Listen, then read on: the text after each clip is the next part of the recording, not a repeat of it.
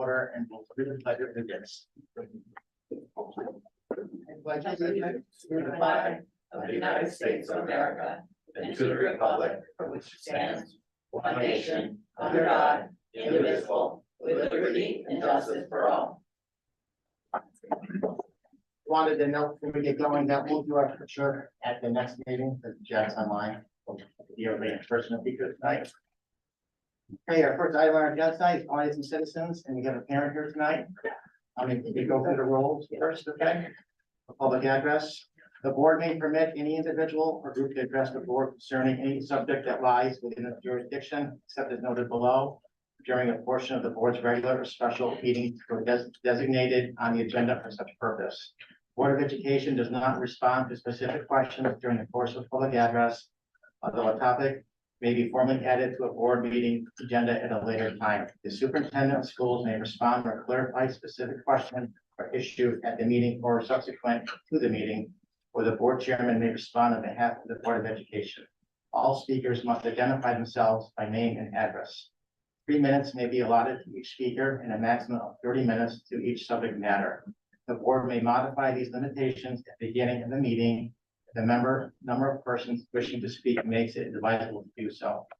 The board member shall be appointed by the chairperson prior to the meeting to act as timekeeper for the meeting, deemed necessary by the chairperson. No boisterous conduct shall be permitted at any board meeting. Persistence in boisterous conduct shall be grounds for summary termination by the chairperson of that chairperson's privilege of address. Speakers are required to refrain from presentations that discuss specific employees of the Board of Education, regardless of whether or not the employee is identified in the presentation by name or by another reference that tends to identify an individual.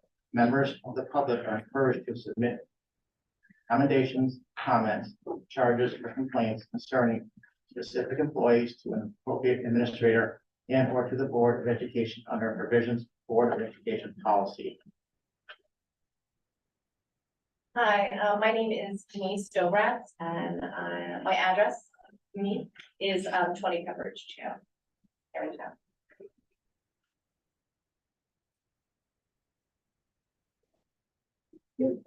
I do a timekeeper. Yeah. Karen's got it. Can we got her? Okay, thank you. I'm here to provide an update regarding an ongoing issue surrounding the unequal treatment of female student athletes, particularly our daughter Kendall, in comparison to her male counterparts at Old Saybrook High School. My husband first shared our concerns at a Board of Education meeting on October 24th, and then I attended the last Board of Education meeting on November 28th to address this matter. I'd like to bring to your attention the following points, which still remain unresolved after we met with Jan Cruccio and Trevor Nichols. Since we last communicated with the board, we confirmed through copies of endorsed checks that Old Saybrook Board of Education has funded male athletes to play hockey at East Haven High School. This was also recently discovered by the superintendent, and this was done, it was shared that this was done without her or the board's consent. We contacted former athletic director Mike Cunningham, and he shared that he believed this issue of paying for student athletes on a team of one was most likely brought before the Board of Education several years ago. Upon further legwork on our part, it's also been determined that several other teams of one or one-offs have received financial support. That support has also proven to highlight inequalities along gender lines. Again, these decisions seem to be made without a policy in place. During this meeting, we reiterated to Superintendent Cruccio and Board Member Nichols that we don't understand why Old Saybrook High School agrees to pay for the 14 players on the football team to play, but would not spend the money to fund our daughter's tuition. It was shared that she wished she could make me understand this, and it's my hope that the board could also help me understand this discrepancy between male and female athletes. Again, without a policy in place, I'm going to continue to have difficulty understanding how this is the case. While we really appreciate Superintendent Cruccio and Athletic Director Saunders coming up with a proposed solution going forward, which will potentially take effect next year, this does not help us this year. We believe this new information supports our request that our daughter's tuition should be paid for not for only for the current 23-24 school year, but we should also be reimbursed for the payments we made last year. Our goal continues to remain the same, to have every student athlete, not just our daughter, be able to play high school sports without the burden of worrying about paying to play. We appreciate your attention to this matter and trust that the Board of Education will take necessary steps to ensure a fair and equitable resolution. Thank you. Great. Thank you. You have the letter first. Yeah, just what I read. Which I can give to you.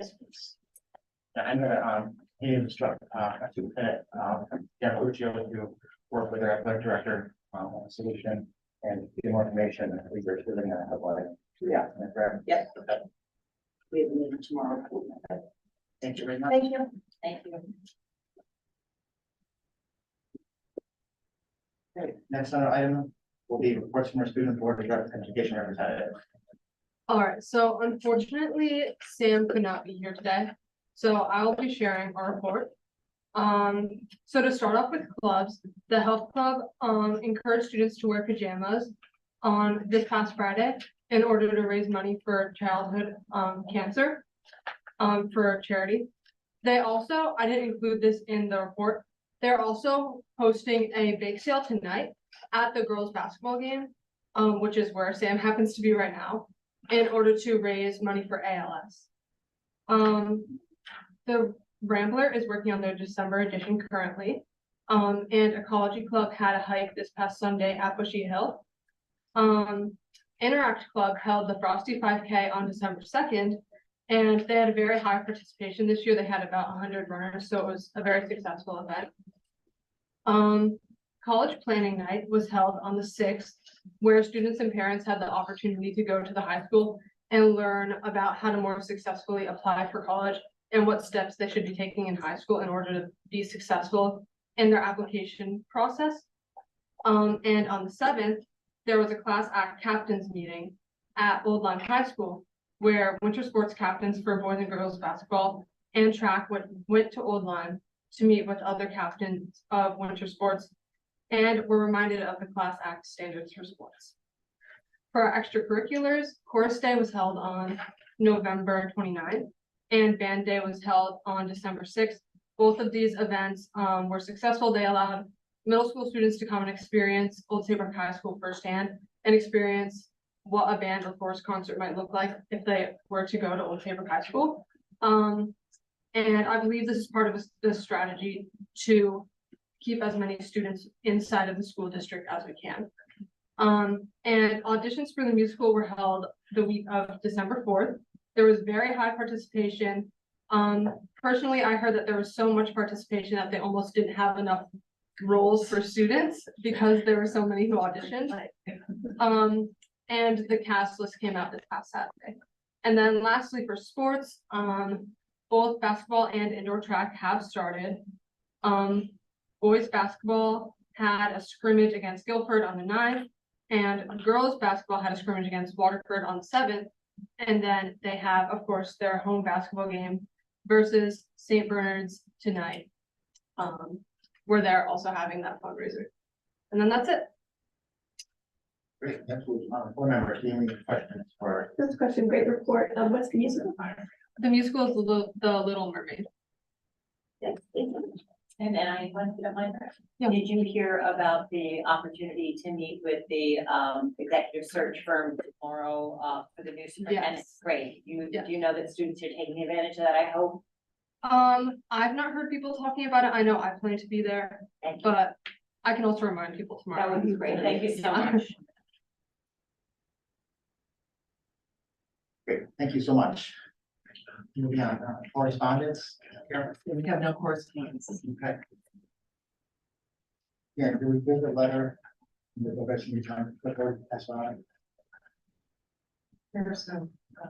Previous letter. When it was handed to Us. board chair at the end of the last meeting was supposed to come with the board. Check right Do you know where I could check? Cause you're kind of been. now. Can we? Yes, we come back, to it, Yeah, right? come back. we Okay. come back. Yeah. Okay. Okay. Meeting minutes, I'm looking for motion to approve the minutes. Jane, second by Irene. Any discussion in minutes? Seeing no discussion, looking for a vote. All those in favor? All- Yeah, We did, yeah. okay, all those opposed?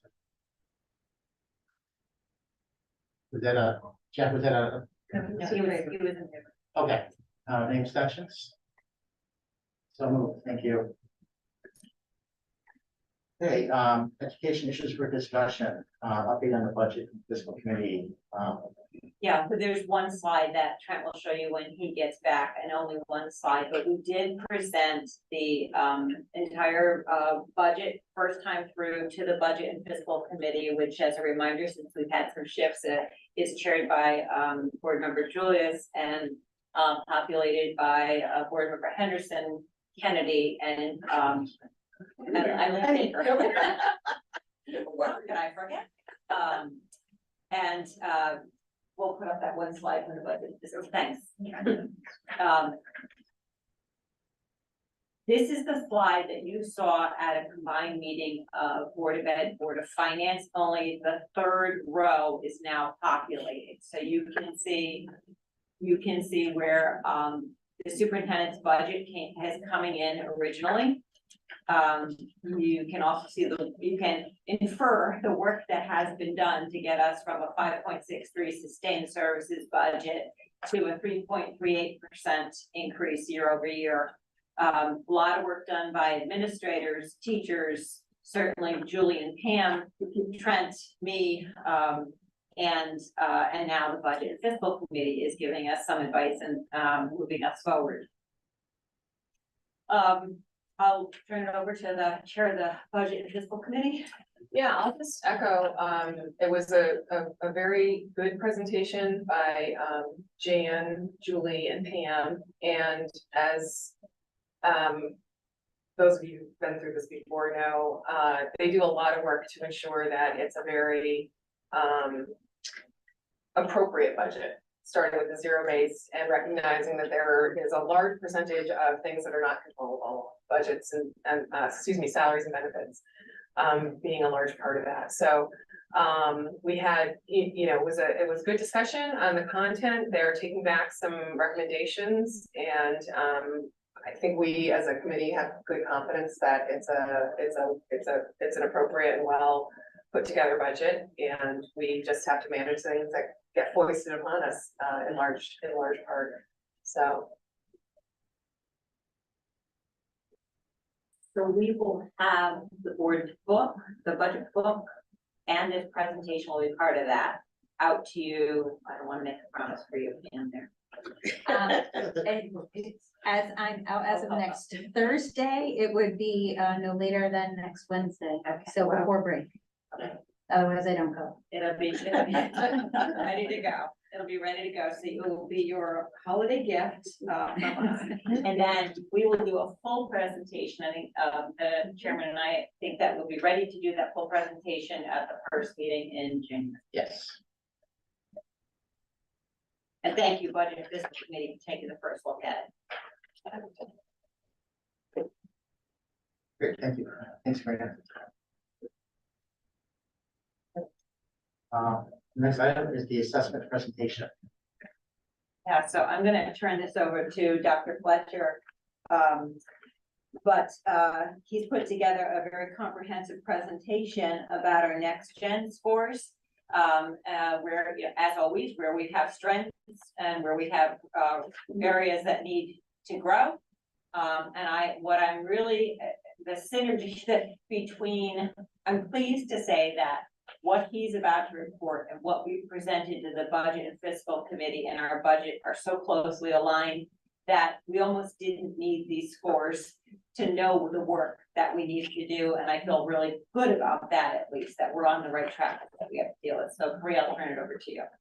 Good evening, everyone. So excited to know about scores and the assessment. So if we can move right into the next one. So the goal of this is to look at Old Saybrook performance for this past school year, the 22-23 school year, with the Next Gen Accountability Index. This, of course, is that statewide federal accountability index that includes measures around academic achievement, academic growth, college and career readiness, arts, fitness, and several other indicators. And we'll have an opportunity to see all 12 of our indicators and our performance for the 22-23 school year. The connection to the strategic plan, originally, in the slide deck that you saw, it was just around the high quality instruction for all students, but in looking at the data, it became very clear that and you may have noticed that a lot of the pieces that we're looking at really deal with equity and how we're equitably providing high quality instruction for all of our students in Old Saybrook schools. So that highlighted equity component was something that was just added, so I wanted to point that out as well. And as Superintendent Ferruccio was saying, all of this has that deep connection to the budget presentation and trying to address these issues or any of our challenges through any budget implication.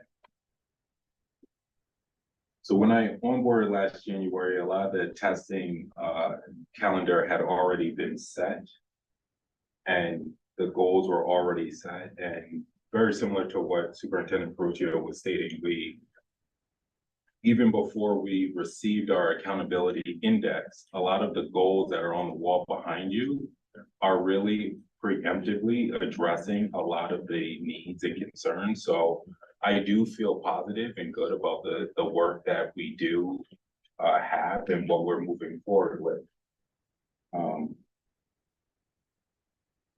I wanted to point out a couple of categories on this slide before I move on to the next one. We have a lot of areas inside of our accountability index that we are receiving the max points.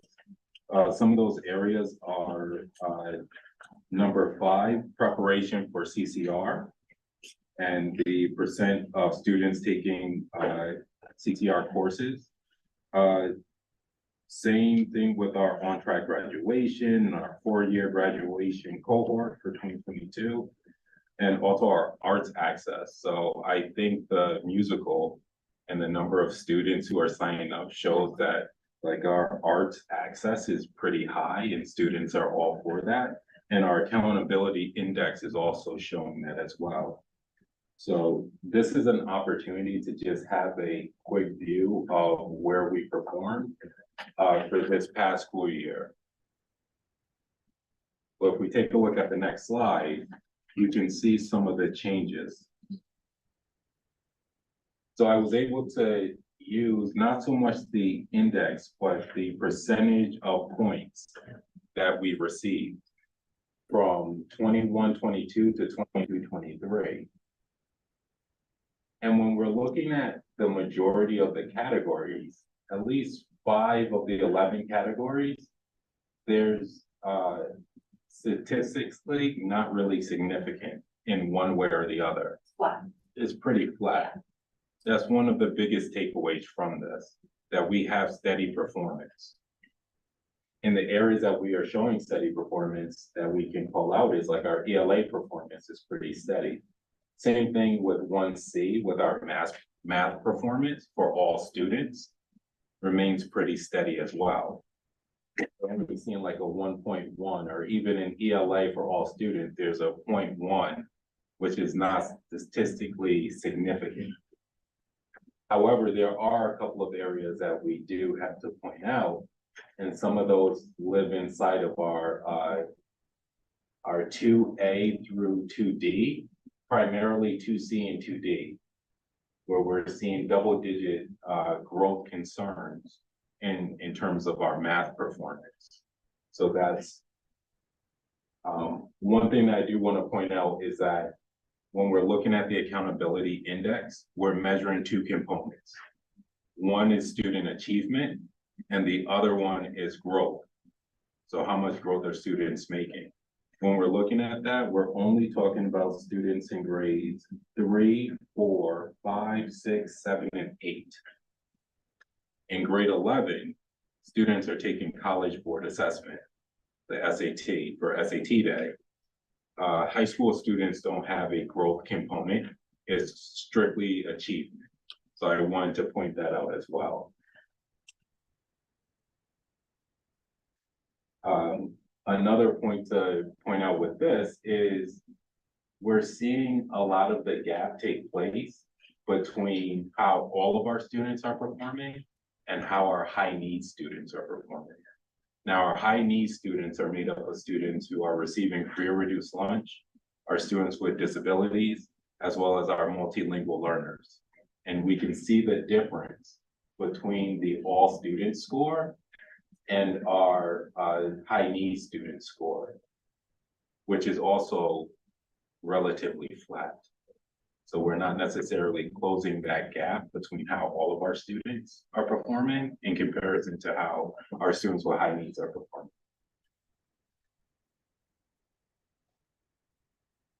Are you taking questions during or just at the end? Whatever you like. It might be easier to take questions as we're going along. So going back to what you just said, so the, Can you go back one? yeah, Thank so you. the statistically significant, is that the double digit changes? And I want to explore what you just said. Is what you just said in respect to the math growth, or is it, tell me, So if you're looking at line 2C, yep, we see that in terms of growth, we've actually gone down correct, for the past 4 years for everyone, for everyone. Yep. So that's an area of concern for us and Yep. something that we're further exploring. okay, When we also look at 2D with how our high needs students, it's even greater. yes, So there's less growth happening with our students who are identified as the high needs population in comparison to the growth that's happening for all of our students. So those are two areas, and it's within the context of math. So knowing that the math accountability component lives inside of both Goodwin Mhm. and the middle And the middle school, we're exploring those areas to see what does Gotcha. implementation of math instruction look like? Okay. And how can we better support our students inside of that discipline? Okay, and then just for clarity, so it says, so 5 of the 11 categories with a statistically significant decrease, that's really not the case. It's really, there are 11 categories with a decrease. Yeah. Not a statistically significant Yes. decrease, and 5 of those Yes, are in the multilingual, the high needs students. yes, Okay. So anything with a double digit is considered statistically significant, all the Yes. others are just, because if we're looking at all the others, and even Yeah. with some of the movement where I color coded it yellow. Yeah. We saw a It's 0.1 change. Yeah. A 0.8 change, a 0.3 change, a 0.6. Mhm. Statistically, that's not a That's- real significant one way or the other. Yeah. Even in terms of where we're seeing some of our reds, it's 1.3. Yeah. It's 1.1, it's 1.4. yeah, They're right, so that's all, Right. right, that's. They're flat. Yeah, so Okay. they're Good. relatively flat, Mhm. I but would I say have that- color coded the change. But I would say number 6, preparation for CCR, that improvement there, that is That's also a big deal. statistically Yeah. significant. So, So yeah. it's not just double digit Yeah. numbers, but those that are larger than, 1 or Good. 1.8.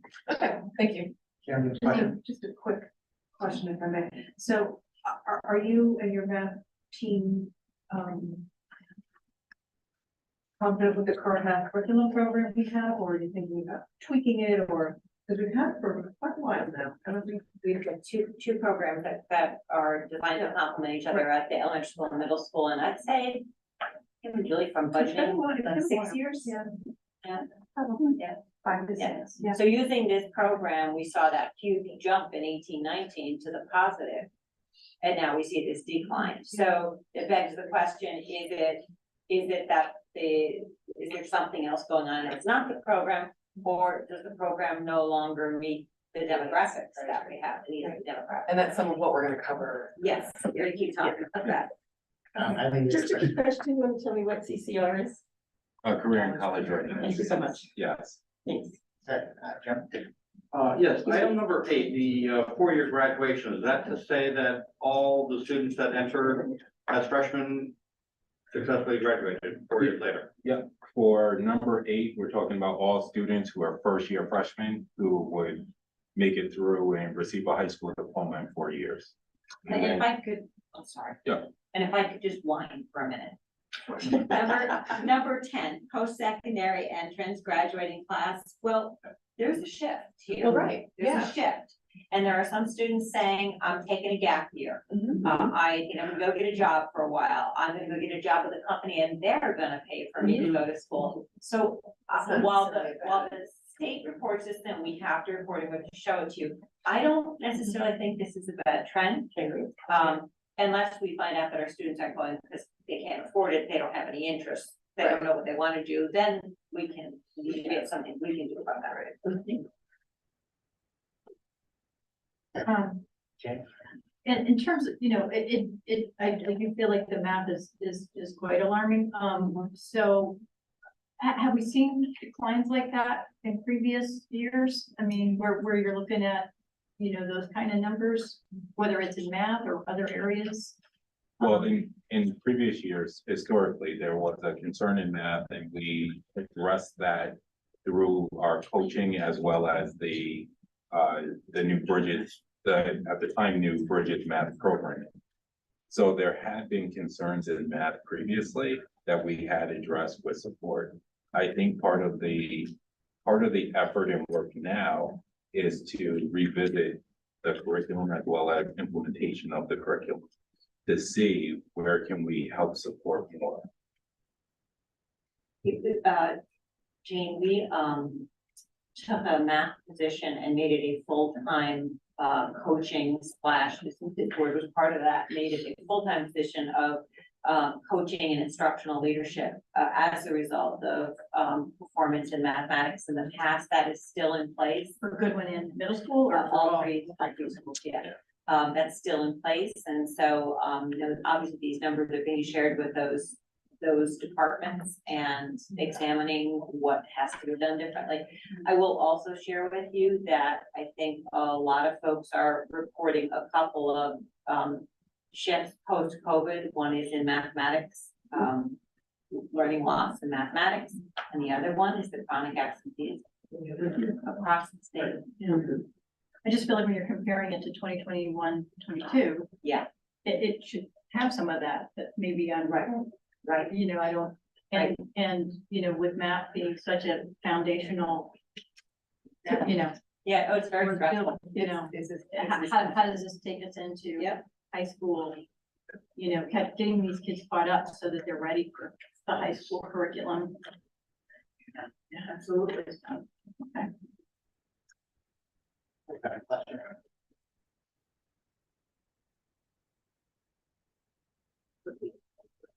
Thank you, Charlie. So this is more of the historical context, so that we can see what previous index have looked like. Starting with 2017, 19, we have our gap, right? For the time that we shall not name anymore. And then we have the 21-22 school year last year. Trying if you can move to the next one. I wanted to highlight the fact that for 2018-19, I believe Dr. Gauss had pointed this out as being a anomaly year where the index kind of jumped higher. But if we're looking at the 2017-18, I believe she also foresaw the future and said that the following index would return to closer to that 2017-18 index score.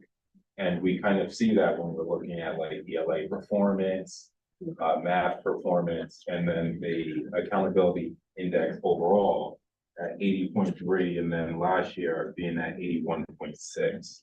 So we did see a shift back in a normalizing of where those scores were originally. So in theory, if you were to compare those 2 years, you wouldn't see. You don't see this spike Yeah. that happens between 18 and 21, 22. It was an unusual year, and historically, I think it was even Dr. Kang who was talking about, historically, we've always performed somewhere in the range of what you see there in 2017-18 and pretty much 21-22. Do we know what accounts for the spike in performance, the increase? I mean, it's dramatic. No, we do not. Because it's so dramatic, it makes the next year's results look Right. terrible. And she was sitting right over there and she said, yeah, someone asked her, will this continue? She said, I believe it's more likely that we'll go to where we have people or, yeah. I will say that we have nearly 100% involvement on our assessments. That's something that I think we're pretty proud of, that so many of our students take these assessments and don't get pulled out of the assessments. That's not true in every district, so we are testing all of our students, or darn near all of our students. So staying within the historical context and looking at some overall trend data. Except for that 2018-19 outlier, like everything is following that same trend where we see that blip up inside of the 2018-19 timeframe. The only place where we don't see that is this last quadrant where Old Saybrook High School is, where we saw that pick up in 2017-18. I don't know what accounts for that, but I can try to find more information around that. But the district looks pretty similar in terms of some of the challenges that are impacting our accountability index. And inside of our next slide, we can have more of a conversation around what some of those challenges are. I mean, yeah, this is a very telling slide. I mean, it just shows progressive Yeah, decline. yeah. In a sense, you know, take that blip out. But even when you're looking at that slide with like the decline, if you draw a straight line across, it really shows more of the fact that we're staying pretty flat. Now, there is some drastic Except for good, dips. right, yeah. And we're going to talk about what accounts for some of those Yeah. drastic dips, like that we've seen with Goodwin. And some of the things we've already alluded to, and it's chronic absenteeism.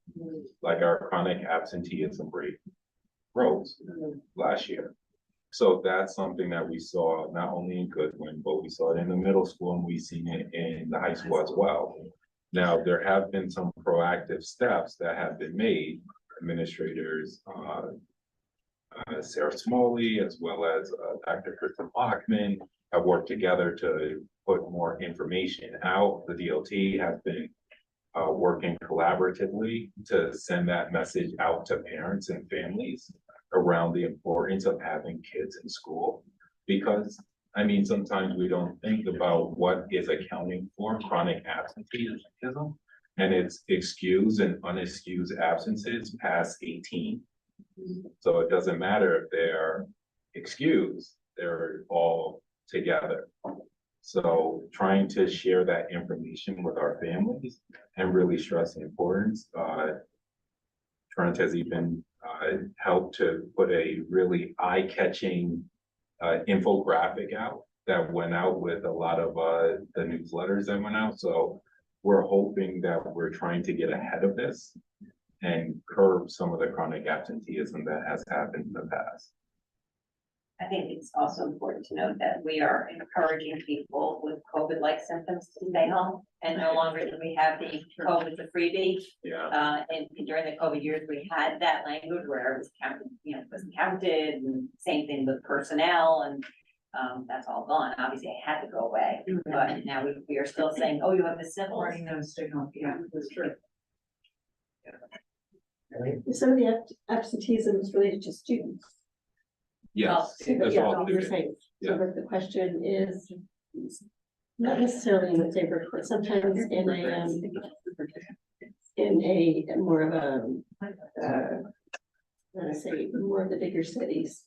Some of the chronic absenteeism is not because students are necessarily sick, it's because they're taking care of siblings or, so we have, I didn't know if that was anything worth, taking a look at, and we do have a rising level, but I don't know if it's enough, you know, to really account for, but it's just a thought.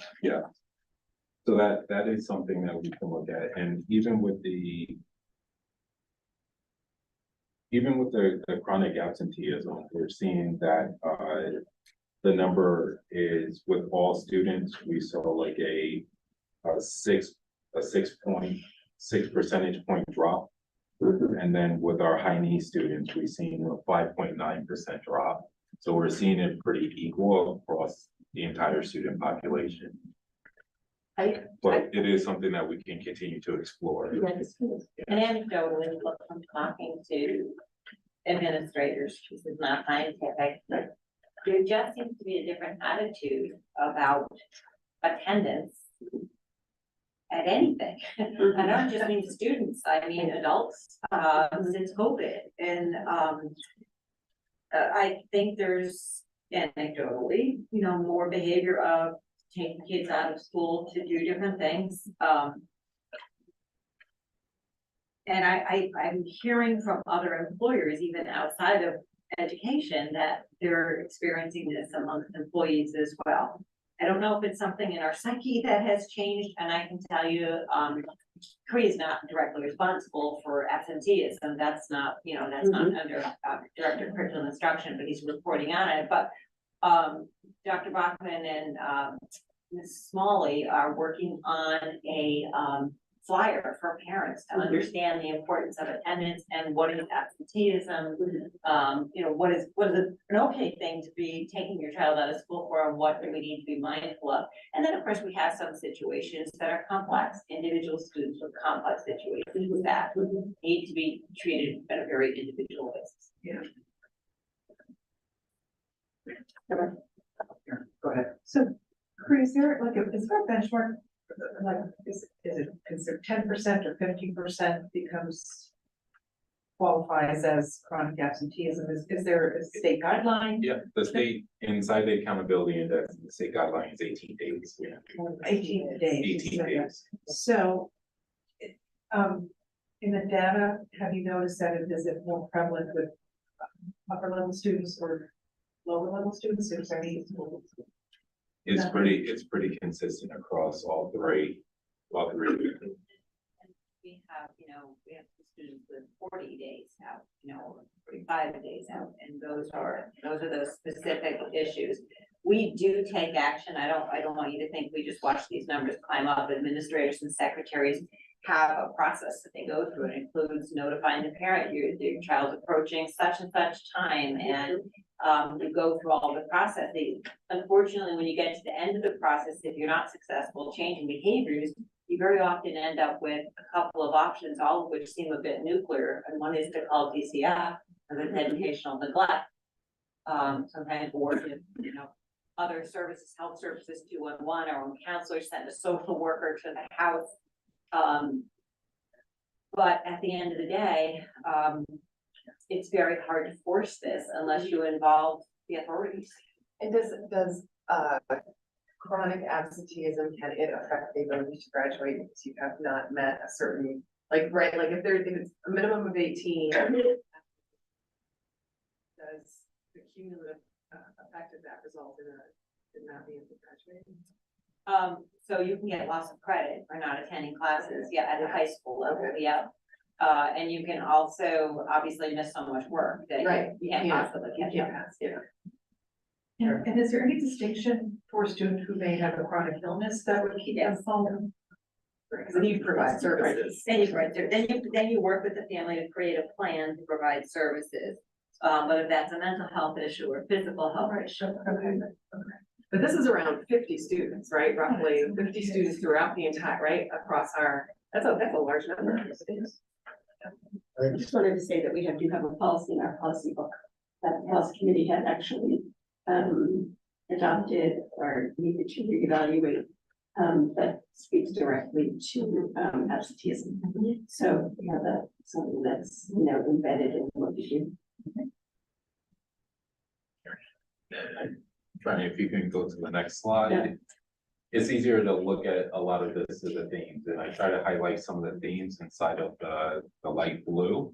You see chronic absenteeism across the board. However, it's really living inside of this area of our high needs population. So in speaking to that, we see that progress towards English proficiency at Goodwin impacted those scores. And that's part of our high needs population because we're talking about our multilingual learners. We're talking about the academic growth inside of ELA and math. So when you're breaking out the Goodwin score, you're looking at all students is pretty high for all students in terms of their ELA performance and their math achievement performance, but when we look at the growth performance for our high need students, it's lower. There was also a blip in there with our physical fitness, where our physical fitness seemed to have taken a dip. Now, there is some anecdotal evidence around maybe entering the new format to enter the data into the system. And we're gonna go back and double check to see how we entered in those scores. But that was something that greatly impacted, that's that physical fitness exam that students take.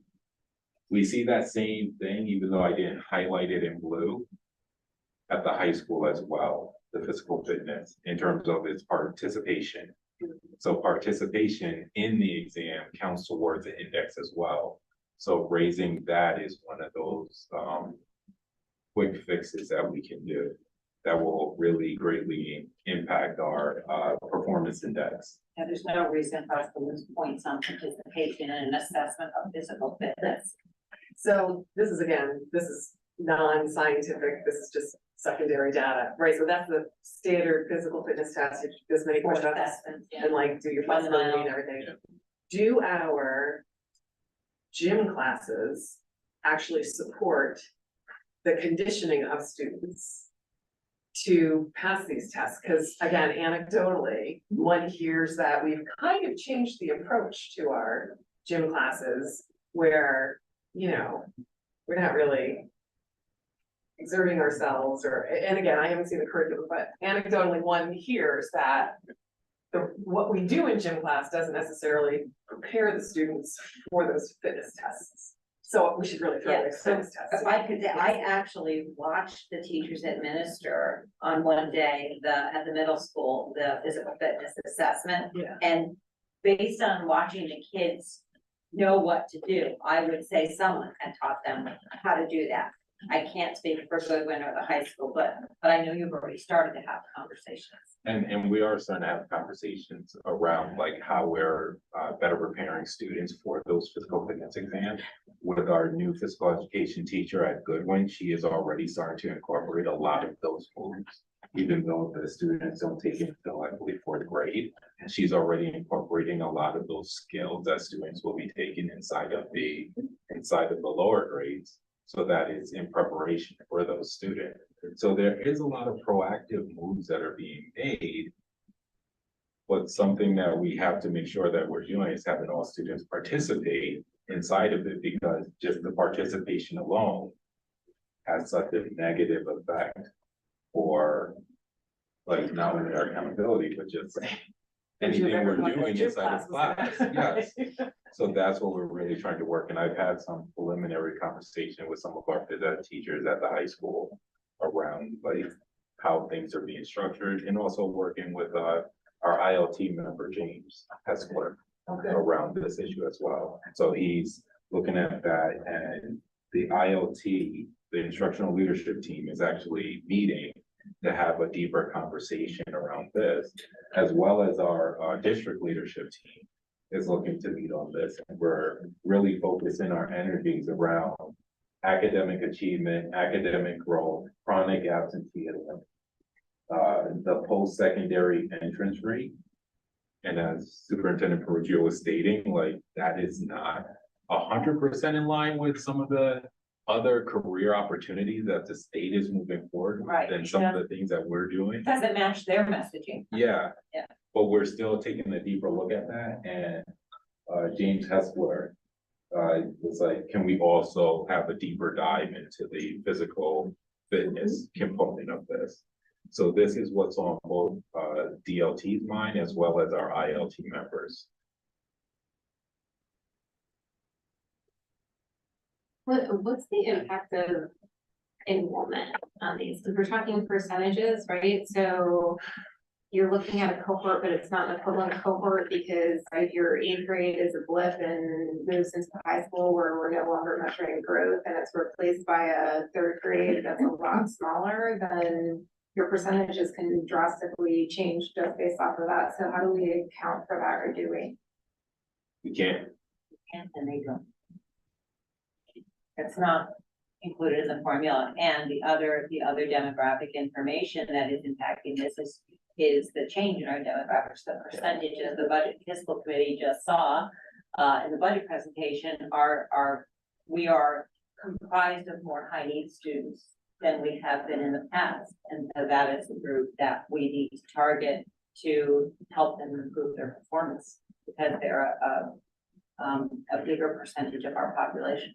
And that's primarily the English language learners. It's all of the high needs, it's free and reduced, which has increased, it's special ed, which stayed pretty much the same. And multi-language learners, but remember that statistic Karina reminded me of tonight, we have the second fastest growing ML population in the last 10 years in the state of Connecticut percentage wise. So that's going to have an impact. Yeah. I just wanted to say, I appreciate you mentioning, Karina, about the physical fitness, because it's usually an isolated subject. Yeah. But then the opportunity to see that you may find individuals that may need more support in that aspect, that might, lend to a different way of looking at that particular student. And then it's communication, to families, right? Because the other piece is that we don't really know how active families are, but it's relevant and necessary and very 21st century. So that's great. So anytime we're talking about our high needs population, at least for this accountability index, we're talking about 213 students. So that would be 58 ML learners, 137 students eligible for free and reduced lunch, and 94 students with disability. How many? 94. With disability? Yes. That account for this index. So remember, we're talking about grades 3, 4, 5, 6, 7, 8, and grade 11. So these are students who are being tested and being monitored, and they make up the score that we're looking at. And these are, right, in our budget, those are kind of double dipping, but these numbers are not. Or are they? Like, could any one given, could one student with Be more than disabilities? one, be yeah. one? They Okay, could be in more than one. so it's not 200 individual students, It's 200 situations of high Yes. need, but they could correct. be. They could have be two one or different- more of these, Yes. yeah, okay. How much do we expect to see a correlation between the growth and the performance indices? Because in the scores, if I'm remembering from a few slides back, right, like the biggest deltas were in the growth indices, but then in the performance indices, they stayed pretty flat. So how do we rectify that, or should we expect to see any correlation between those two? It's not necessarily, well, I think we will see some correlation, but The growth is considered the year's Yeah. growth, right? yeah, They're not making the year's growth marker. In the growth column, right? and there's a trajectory. Performance. Yes. There's a trajectory that the state is looking at based upon last year's performance inside of the Smarter Balance assessment. A student is expected to make this amount of growth. When we're looking at that level of growth that students are making, that could be growth within a band. Because the way that they break it down for Smarter Balance, there's a low end of the band and a high end of the band. So then you could have a student who's performing at a level 1 and it's a low 1 or a high 1. So we're looking to see that student isn't going from a 1 to a 3, which was the old CMT and CAPT model, where it was just pure achievement. Everyone needed to be a 3 or a 4. Now we're saying if a student's at a low 1, there's not really a great chance, research based, that they're going to grow that much, but they may grow within their band. And that's where we're not seeing a growth, that students aren't growing or meeting their growth trajectory that Smarter Balance is listing for them. Because the follow on what Kelly said, that's, I look at that first bullet and I'm like, that doesn't jive for me. Yeah, But what you just explained, because you may not see a student go from a 2 to a 3, which would improve our overall achievement band. But we may see a student grow from a low to. low 2 high. to a from a low 2 to a high 2, or from a high 2 to a low 3. But then wouldn't you expect, wouldn't you expect your growth metric then to be higher because you have it's more sensitive to the delta is what you're telling me, right? So within the band, you can go from a low 1 to a high 1. That would be captured within the growth metric. But the performance in C would be the one that captures the jump from a 1 to a 2 or a 2 to a 3. The achievement one, the performance and achievement would stay at students who are at a 3 or a 4, or 3 or So above. just the percentage that's meeting the expectation of that. Yes, So if all of our students were a low 4. And many of them moved to a mid 4, you really would not see a whole lot of change in your growth indicator.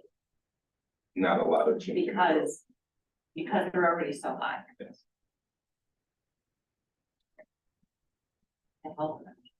No, it helps, it helps,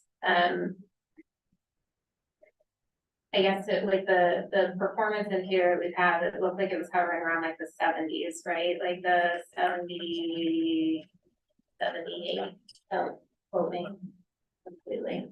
Right, those areas without the blip, right? We have So in the 90s for all students for math, and then in the mid to high 70s for high needs Yeah. students. Yep. Minus the Okay. blip, Yeah, that's. right? And then this year is, we're still kind of within the same range. So like a high percentage are meeting their requirements, right? We're over 75% in both categories that are meeting expectations Right. for those areas. Right. That's why he said at the beginning, we're relatively flat, except for these high needs groups, and then the chronic absenteeism, and then that physical bit, that one.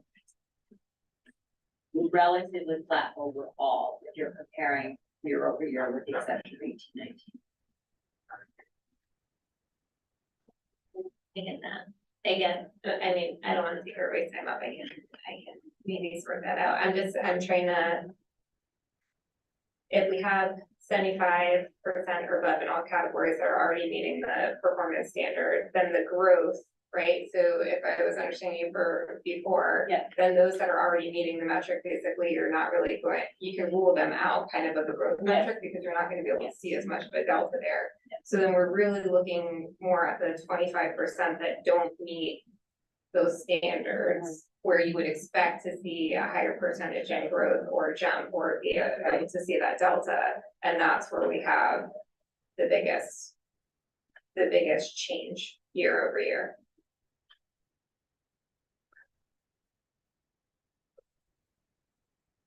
And so I totally get that the biggest delta is within high needs, but it appears that in math, it's also for all students. And so I know that we're targeting high needs, but in the spirit of equity. Yeah. Would we not also want to include all students for the math? In the spirit of equity, we're trying to ensure that we're getting to all students in all subject areas. When you look at slide, I believe 4 with the first data, and you look at the index rates, there's a target that the state sets for us at 75, and in order to get the max points, you have to hit your target of 75. In those categories, even inclusive of all students, we're not quite at 75. We're at 72.6 for the ELA, and then you see the gap with our high need students at 61.5. There's a double ding when we have a gap. Yes, So when you have a gap between your high need students and all students, you kind of get hit twice in Yes. those numbers, because obviously the state and we don't want to see that. And Karina, to your point, you'll notice within the challenges, math performance and math performance gap are listed separately under the middle school. Middle school identifies math performance issue, that's for all students, and then the math performance gap means the difference between all students and the high needs. Thank you. Yeah, And these are all components that are on our radar, so it's not something that we're not exploring. We're trying to see how do we better account for the fact of both like our achievement, but also for our growth. And ensuring that we have the growth now. In high school, it's pure achievement, right? So we're trying to do that, but I don't want to lose sight of some of the successes that are happening still. Like, we did receive nearly 97% of those points in terms of BLA, so that is still a success overall. Same thing in terms of math, we're close to 89% overall. So we're still working, and we still have an eye on those concern areas, but we're going to still understand that we have some strengths there, and how do we learn more from the success that we're having in some of our classrooms and extrapolate that to our high needs areas. We also saw a slight increase in terms of our science performance on the NGSS assessment at the high school, moving from 89.1 to 90.9. And that was due to the work that took place at the high school and that plan, and how we're still trying to approach that moving forward. Same thing, as we said earlier, with our career and college readiness, that remains to be a strength for us.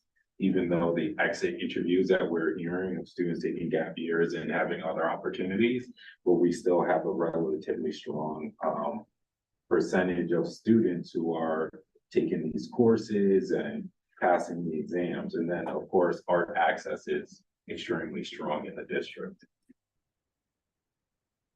So some of our next steps. One is still trying to solidify our plan around high quality instruction. Now, this is one of the components that I am proud of, because this was something that we have been working on since this past spring. And it was something that has been introduced to staff, and we're still going to continue to provide more professional learning around how do we reach all students. We've been doing that with Dr. Marisa Ferraro coming in, speaking to several of our groups, inclusive of like our teachers at the high school, middle school, Goodwin. She's also working closely with our SRBI team and the intervention folks as an additional support mechanism. So we're proud to continue that work with the professional learning. Additional next steps include continuing to build our professional learning plan to keep the emphasis on the high need students. Now, one thing, and this came up in the conversation this past Friday with Dr. Ferraro when she was meeting with our SRBI team, as we start to really address all of the high needs concerns, it starts addressing any of the other instructional concerns. So we're able to reach all students because we're providing really solid instruction inside of the classroom. So then it will clarify any misconceptions that some of our non-high needs population students will have. As an administrative team, we continue to look at our goals. And that has been something that we have done since July, working together, ensuring that we continue to protect these students and really looking at that continuous improvement process. And we mentioned the flyer. I don't want to give Trent any more credit because he might float to the ceiling back there, but we're going to continue working on addressing the needs of and getting the word out around chronic absenteeism. And then any of our bright spots with our last next steps, just trying to share this information with our staff, with our leadership team, co-constructing a plan, really having deeper dives and conversations around that. Very similar to what we're doing here tonight. This is probably the 5th or 6th conversation like that we in the district have had internally around how we're performing. And we're going to continue to do that, an action plan, and make sure that our building goals are really addressing these concerns and these challenges. But we're still going to try and take our time to examine the bright spots and all the celebrations of the good work that is happening across the district. So I don't want to lose sight of that, but we are going to address and celebrate the positives. Great, thank you, excellent presentation. Jax actually has a question online. Hello, can you all hear me? Yes. Thank you. Two-part question for Jan and Curry. The first one, they're both in reference to our strategic plan, part 3, the safe and supportive environment, where it mentions supporting students' socio-emotional development. The first one is, are there measures other than the climate survey that are used to assess student well-being as it relates to part 3 of the strategic plan? And the second part would be looking at our new vision of a learner, students engaged fully in the school and the larger community. What opportunities exist for students to advocate for change within their own school communities? So the answer to the first question is we administer to all students. I'm sorry, I should have Sarah here to answer some of this, but we administer the BI and the DESA. Those are two general screens to address anxiety and other mental health issues. If something is identified that a student might have additional needs beyond typical counseling, then the mental health professionals work with those students.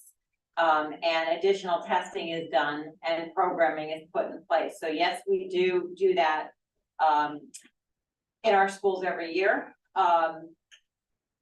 The board approved at one of its meetings in October an opportunity to look at the highly sensitive child. That's an assessment that we're going to add this year. And get some additional information on that because there's research, I'm not the expert on this, but there is research I'm told that connects a highly sensitive person with anxiety. So hopefully identifying problems even earlier. Your second question, oh my gosh. Community, how do students have student voice and student opportunities? I really can only speak to the high school and maybe our student might also be able to say it, but there are opportunities through formal settings such as superintendent's principals advisory, exit interviews, where I've been involved in those conversations. And I know that there have been times when students have gone to faculty meetings to present either concerns or wish lists of things that they wanted to see. Can you think of anything else that is an opportunity for students? Do you give feedback to teachers? Do any of your teachers ask for feedback? I know that the social studies department does a really good survey at the end of the year where they ask for feedback. I haven't seen any of the other teachers do it, but I also do think that our school is very open to feedback. I feel like there's a lot of opportunities for students to go to teachers or go to administrators and tell them how, if there's an issue that they're noticing in the schools. Right, yeah, so that's a. Oh, yeah, I think he's asking curriculum specifically though. So Jack, that's a partial answer and we can get you a better answer before the next meeting. Thank you. Yeah. Any other questions for Dr. Fletcher? Do we know how we compare to other schools, other districts? Yeah, so in terms of Westbrook, they saw a slight increase from 78.1 in 21-22 to 81.5. And their chronic absenteeism was actually a concern, a greater concern than ours. That's this been past school across year. the state. Yeah. I mean, it's not scientific. Everybody I've talked to said it's a problem. Yeah. Inside of Region 18, line with line, they maintained relatively flat scores. They were at 81.5 and they're at 81.7. They don't have the chronic absenteeism concern that we currently have. So I have those two as a near comparison to some of the concerns. And still trying to dive deeper into that to compare. But I see like inside of Region 18, they had more scores that hit their target. And that 75 threshold gives you more of the max. So by addressing some of our all students in terms of hitting that target in terms of achievement and as well as growth, will show us a higher accountability return. But then some of the low hanging fruit of ensuring participation in our physical fitness exam. Sure. But we don't know, like Jan mentioned, we test virtually all of our students, we don't know what other districts do. That is true. I mean, that could really impact. And anything that we're doing here is just looking from the outside on the Yeah. public facing side. Right. We have a better chance of looking deeper at our own Right. curriculum, practices to make those changes. But anything else is just speculation at their public facing scores. Yeah. And I think if I were to put a cap on this presentation, I would say the message is these scores are flat, with the exception of math. But we have these other indicators of concern like absenteeism and this physical fitness concern, which is really driving me crazy. I am also concerned that if we have to keep addressing the scaffolding necessary for the high needs students, or we will continue to see a slide in our scores. And it's not so much the scores. I mean, the scores are important, but it's more what it indicates about our students and their preparedness. And so we have to work diligently to make the changes that we need to make in whatever it is that we need to change. The instruction, is curriculum, is it sense of belonging, you know, is it all of those?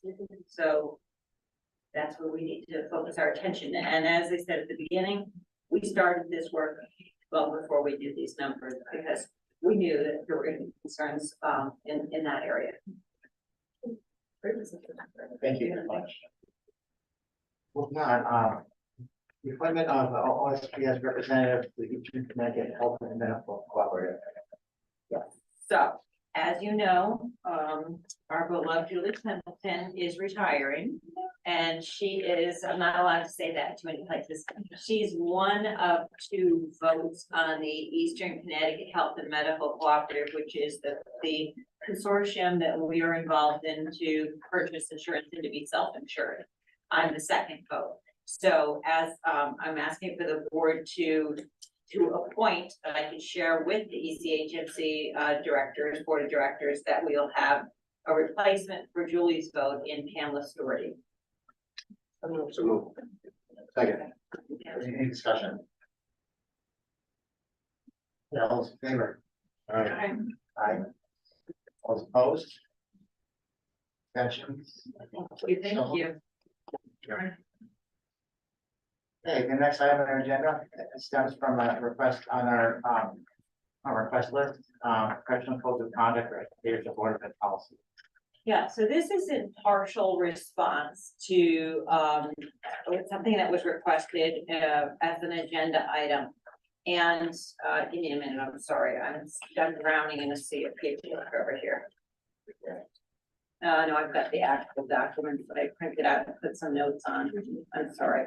So as I said, it's a partial response to a series of questions that were asked that were generated about, you know, what gets said in the classroom and how is that sort of thing governed? And my answer up to this point has been primarily at some point, anything that's inappropriate becomes a personnel matter and is not something that we talk about in a Board of Education meeting unless it comes to the board level and because it's gone through all of the processes and is coming to the board for adjudication, for lack of a better term.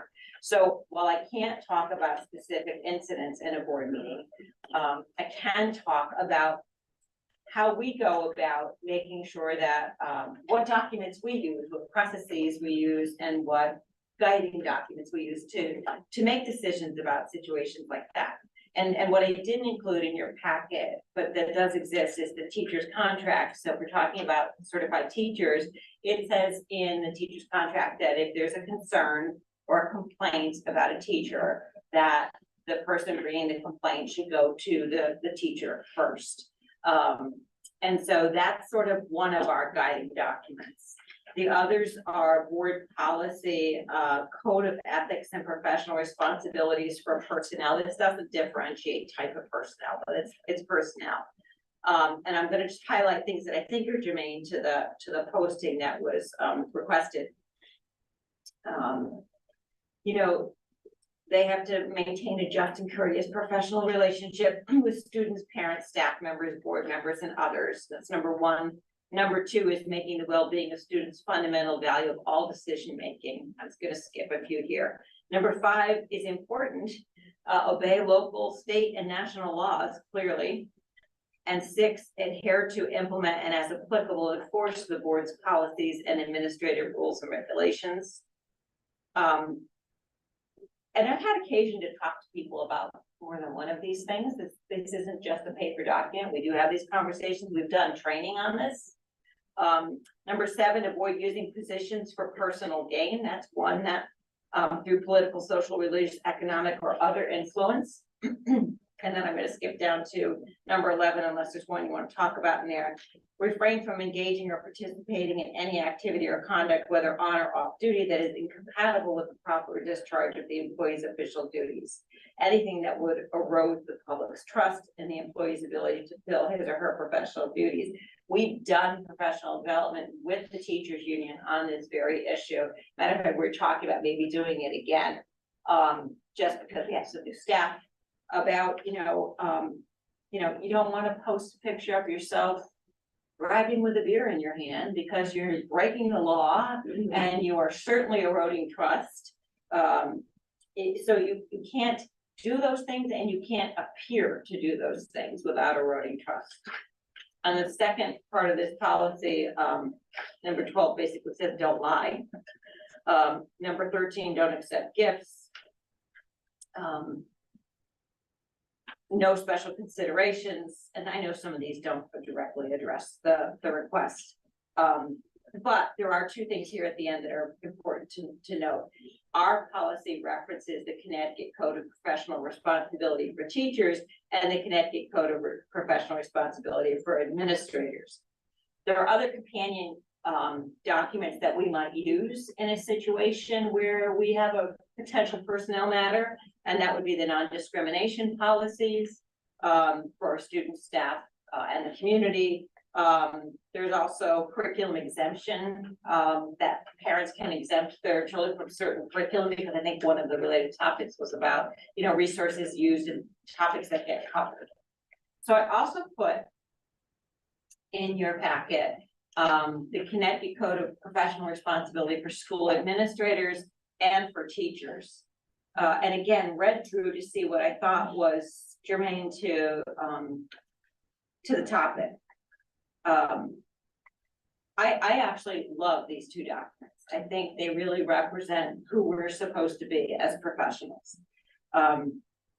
And a lot of the language of the teachers also is reiterated in the administrators. So I'm going to look at the teacher one first.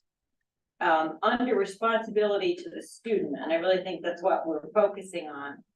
I think A, B, C, D, F, and I all speak to the topic of, what gets discussed in class and what adults say. And G2, promote the right and freedom of students to learn, explore ideas. Yeah, okay.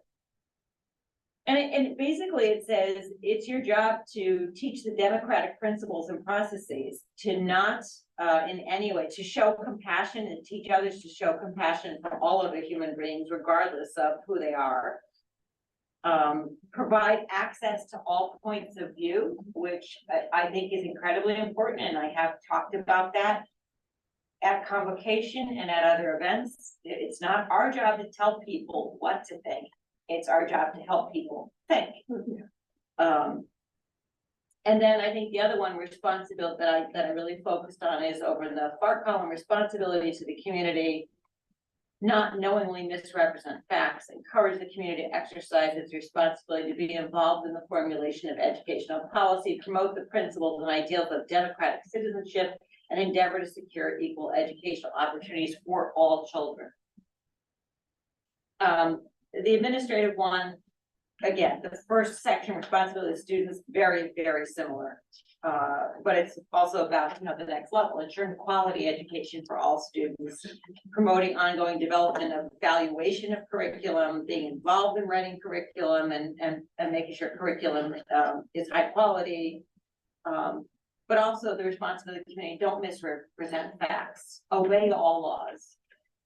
These are the documents I use when I have to have a conversation with somebody. There's no wiggle room in them, and they are comprehensive and they serve as a great basis for those conversations. Happy to take questions. I have a question, and I agree with everything you said. Question, so now that the world is going digital, does this address some of these, that for instance, two things, one, maybe these were put in before we were in the digital community, so this also applies to posting things. People can think that they're on Facebook and nobody's gonna look at it. Right. And at the same time, there are other things that happen. I remember it's come to our Board of Education, maybe during a policy committee meeting where we talk about something that happens outside of school, right? And then we'd always be like, so does that mean that, is that something that the school has to address because it's outside? And I remember it was something to the fact that there's a word that if it impacts the operation of the school. The nexus. The nexus, thanks, Jan. Yeah. So is that something that this basically addresses, or would this come, in policy? Yeah, so, it's anytime. Everyone's entitled to their private life, right? And everyone's entitled to their opinions. When those lead into the performance of the school or relationship with the school or the public trust of an individual, that's when action needs to be taken. It can't be rumor, it can't be conjecture, it needs to be confirmed. But I think the mistake off campus that people can make is trusting social media with things that they shouldn't. And we had a whole PD on that. And in the building, we have to be very careful. My rule in the classroom when I was teaching high school was if kids ask me, yeah, but what's your opinion? Then I would say, well, my opinion is, but that is just my opinion. I tried very hard to avoid getting into, and I would encourage kids to have the discussion and the debate, but I wouldn't get into it over anything. And those were less politically charged times than we have now. But it was still, I thought, the safest and most professional way to proceed, and that's the advice we give others. Thanks for that. That's very important. So I have a couple of questions. I think I may have been one of the people that put this on the, that agenda request list. And, I totally get the individual issues, and that's not an area I want to tread. My perspective was more from I agree with these documents and they're appropriate. How do we, it's sort of reflective of, we've had a parent present a couple of times who've been in dialogue with a parent for a number of years about, selection of, content in support of curriculum. And we've had a couple of examples, and I hear examples of where there are books or things said in the classroom that are not related to curriculum and are not equitably representing the full picture of any given situation. What do we do to ensure the culture where teachers, where staff understand there's a level of expectation that it's not okay to bring that into the classroom, where you don't have to bring those out with individual conversations, that at the level of understanding my responsibility as a teacher, I better not bring these books in because I know that it's not acceptable for me to provide a stack of books that support my political agenda, but are unrelated to the content that I'm teaching. I may not be explaining it. No, I think I have a sense of, you have a couple of questions in there.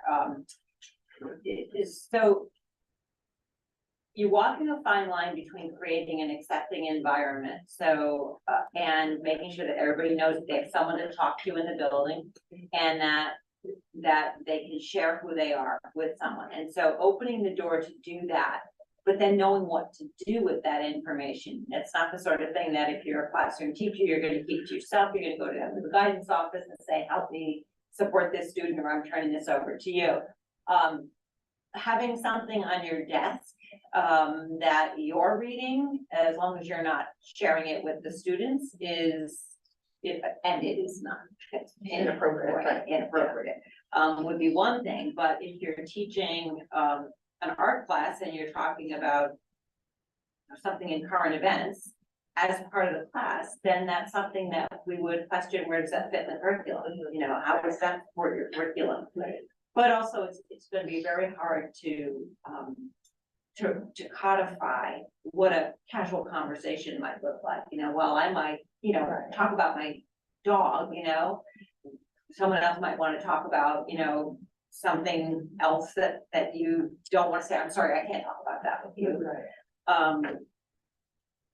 So I think that it depends on if we're talking about something curricular or something that is more of a casual conversation. It comes down to this: we don't want to be preaching a particular point of view, although we all have our points of view. We don't want to be preaching it as part of the classroom. And I think the best defense against that is keeping the appropriate lines between adults and students. And that ends up fixing a whole bunch of problems that could potentially occur that you don't blur. So conversations are meant to be had between adults, and some are more appropriate for an adult to talk about with a student. And so did I hear what you said, that there have been times during professional development days where the expectation is reinforced? Yeah, and I did it with the teachers union a few years back. Okay. We did it together, because we recognize that some people get themselves into a silly situation that they don't need to Yeah. by blurring lines. And complication last year, and the year before, we talked about this.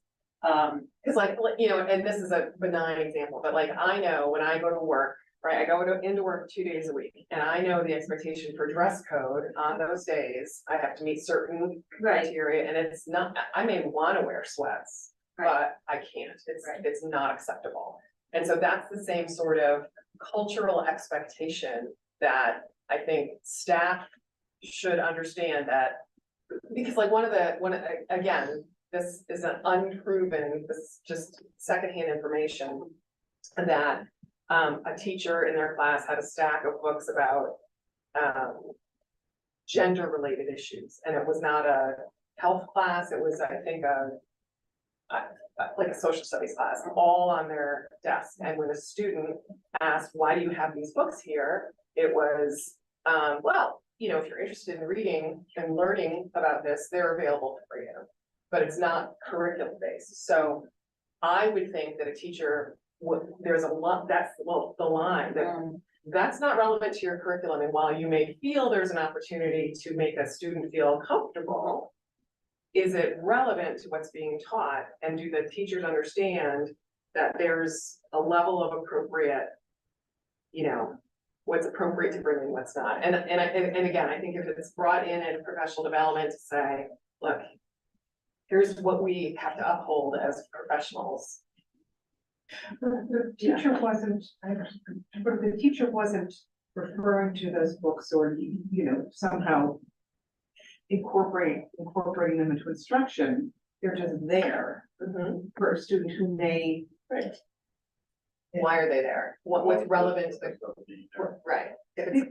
Because we encourage students to have staff mentors, people they feel comfortable enough going to for any reason.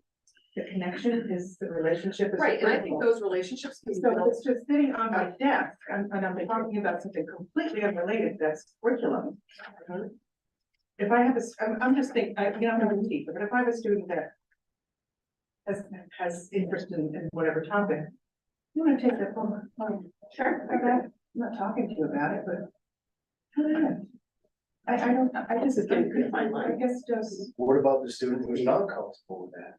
Well, then you don't pick up the book. I mean, exactly. But why is it out? So just as you want to be as welcoming to some students, that is off-putting to other students. So it's, I understand your desire, but I also understand that we don't cater to those who aren't comfortable with it. So we force them to, you have to be comfortable with it. Why should there, if the class is on social studies, there shouldn't be any issues. It should be social studies. Or it should be math or English. I understand Karina's concern. I also had to deal with some parents who had concerns that were brought up, and Jen and I have talked on this. And their child has just as much a right to not want to be exposed to that. I think this is one of those points we agree to disagree. I agree, because there's no resolution, so I agree. Any other questions, comments? That's candid. Oh, sorry, yeah, My 2 cents. I just think we need to be careful in the conversations that we have. Relationships between teachers and students are the foundation of educational success. We need to understand our students, all of our students, and they need to understand us as well to foster their success. And if we start making decisions about what materials can and can't be within public view, then we're heading down a slippery slope, which may be detrimental to students as a whole.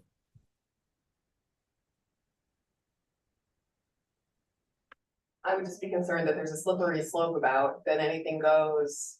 And I think that the relationships that are built between students and teachers, those happen in many different ways. And I think that there's a level of expectation of performance and professionalism that teachers are held to. And it's just, you know, if we continue to have occurrences of this type of thing where Jan has to meet with the teacher one-on-one and reinforce the guidelines, then is that indicative of a decay in the understanding of what acceptable classroom behavior, comportment, expectations are? That's. I would say, and I haven't had that many meetings recently, I would say that it's indicative of the culture in which we're living. Where there is a wider span between what is acceptable from one person to another. I do have to say that, you know, Jack's opinion about relationships, I think he said it better than I was trying to say it, is that we don't just stick to curriculum and conversations, and the kids don't want us to, and we don't want to. We want to have meaningful conversations with students. And I say always best to let kids have the heated discussion in an appropriate way and to just sort of monitor it. But sometimes they will turn and say, how do you feel about it? Or what is that book about? And that might be an opportunity for someone to voice something that they want to voice. I just don't understand how we would set a line in the sand on what is appropriate for one teacher to have in a classroom versus another teacher to have in a classroom. In terms of any kind of content, if a teacher likes football and has a football poster, is that unacceptable?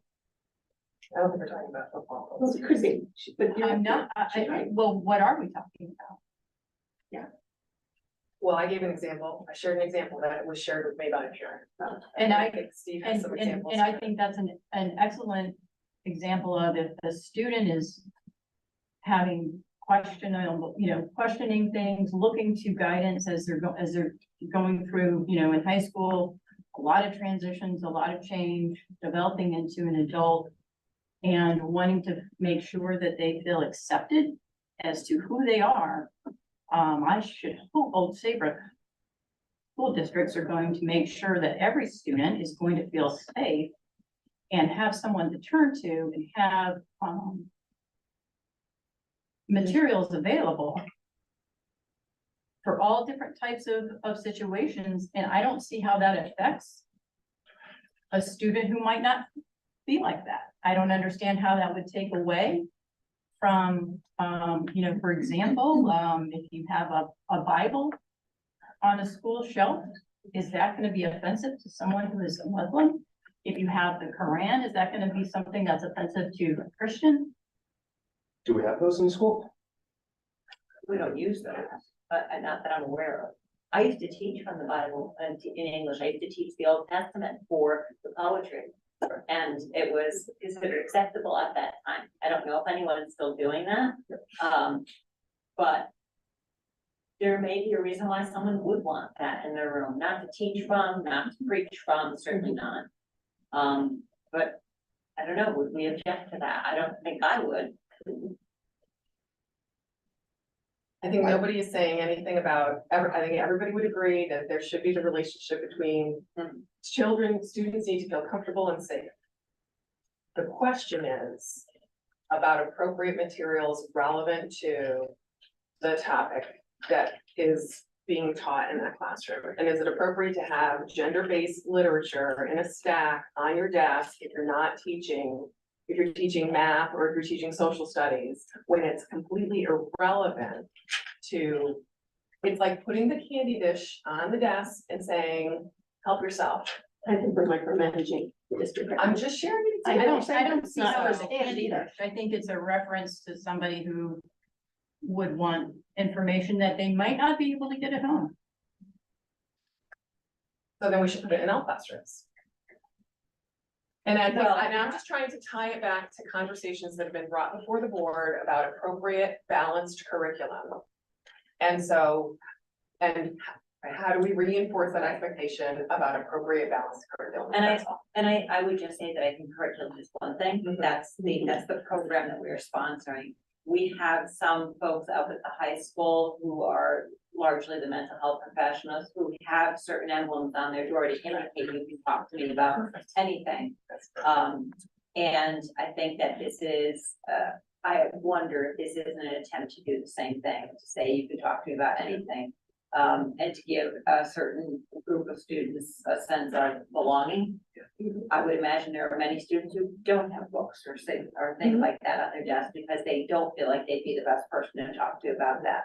Our goal is to strive to have students in all of our schools feel like there's at least an adult in the building that they can talk to. And perhaps this was someone's attempt at doing that, making that happen. I do agree though.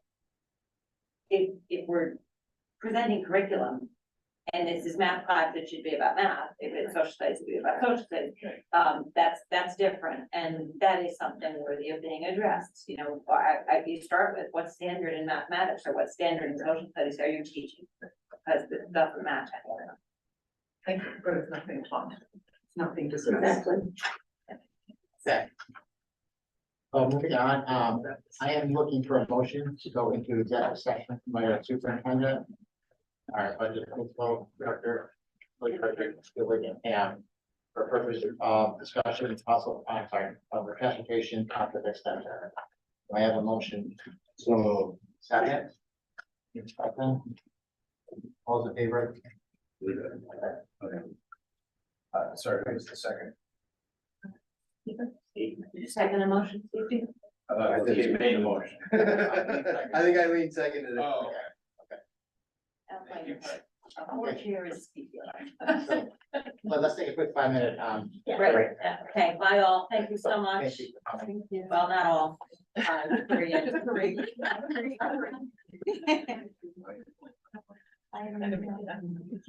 Good night, you guys. Good night. Drink your water bottle.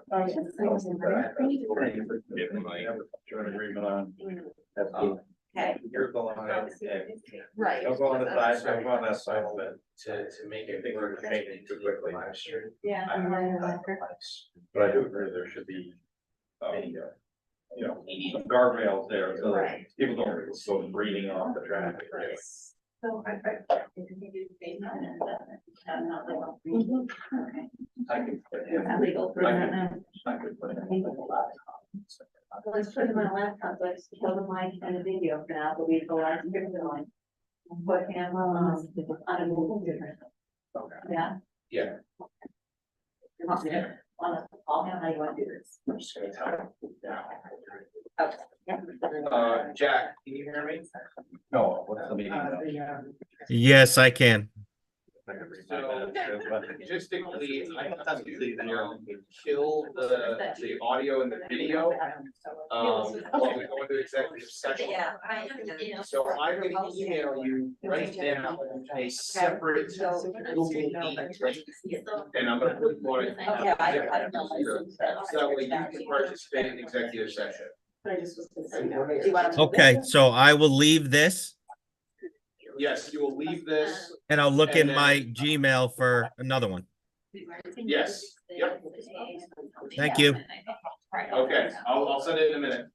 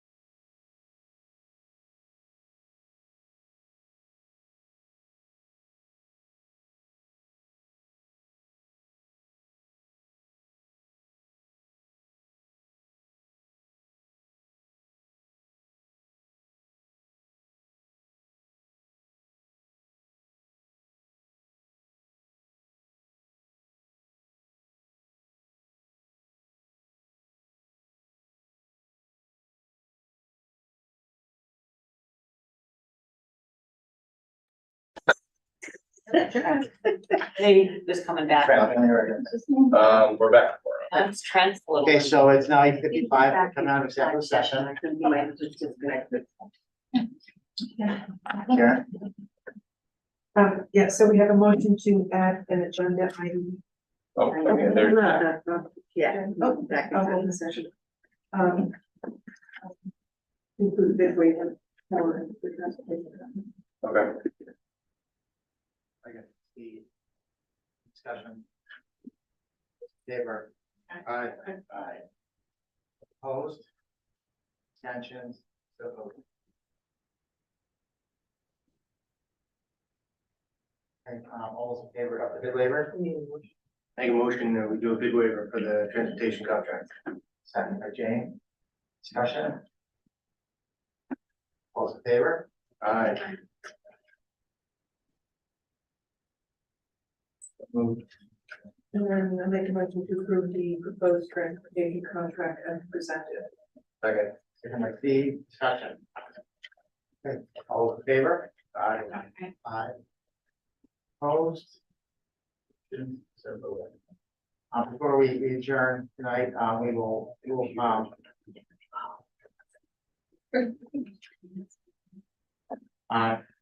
that's our last meeting for 2023. Our next meeting is in January. January. Yeah, January 9th. That's also the night of, we have a special, Oh, the unique yeah, achievement. That's the next one. That's the second meeting. Oh, second, okay, fine. We'll try to do the picture of the next meeting. That's good. Looking for motion to adjourn. Motion to adjourn. All those in favor? Aye. Aye.